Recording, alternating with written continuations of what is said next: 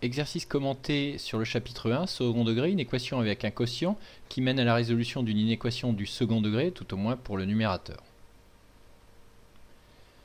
Énoncé, niveau 3, temps estimé 10-15 minutes, maximum. Résoudre l'inéquation 2x plus 6 sur x moins 1 inférieur ou égal à x plus 2. Cette résolution se fait en 4 étapes. D'abord déterminer l'ensemble de résolutions. Deuxième étape, transformer cette inéquation pour se ramener à une inéquation de degré 2 au numérateur. Recherche des racines du numérateur, signe du quotient, tableau de signes, et donner ensuite l'ensemble de solutions. Première étape, ensemble de résolutions. Il y a un dénominateur ici x-1 qui doit être différent de 0. On ne peut pas diviser par 0. Il faut donc x-1 différent de 0, c'est-à-dire x différent de 1. Et donc on va résoudre cette inéquation sur R privé de 1.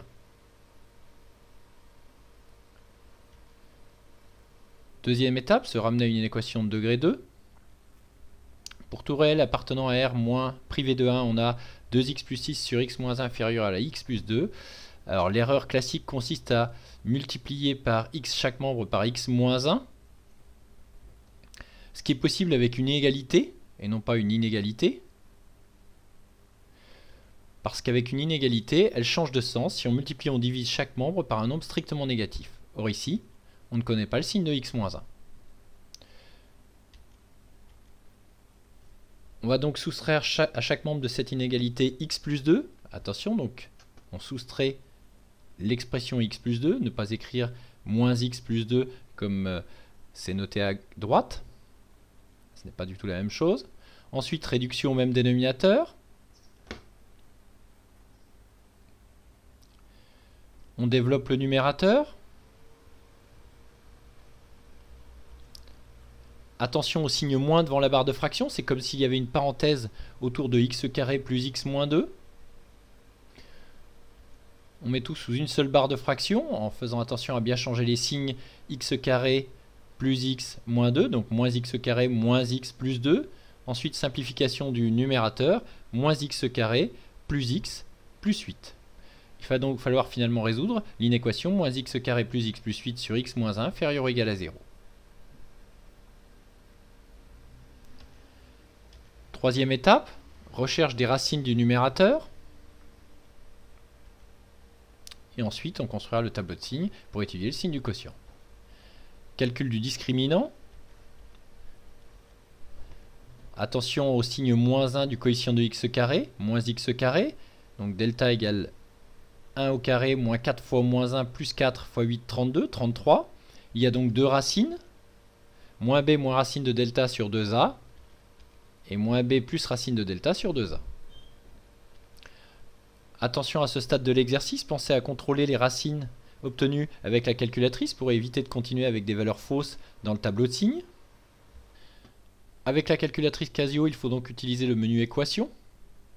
Ensuite, polynôme, degré 2, rentrer les coefficients donc de x carré, moins 1, 1 et 8. Puis exé. Les deux racines sont environ 3,37 et moins 2,37. On peut vérifier ensuite facilement avec la calculatrice que 1 moins racine de 33 sur 2 et 1 plus racine de 33 sur 2 correspondent à ces deux valeurs.